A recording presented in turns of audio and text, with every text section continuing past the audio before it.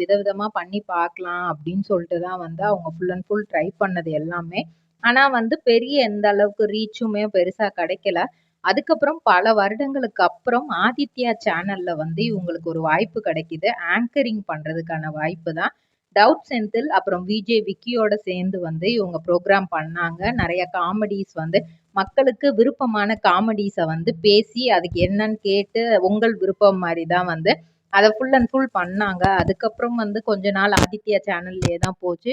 நிறைய பேர் வந்து இவங்களுக்கு வந்து ஆட்ல நடிக்கிறதுக்கான வாய்ப்பு கொடுத்தாங்க. ஏன்னா வந்து இவங்க நிறைய ஆல்பம் சாங் இதெல்லாம் பண்ணிட்டு இருந்தாங்க.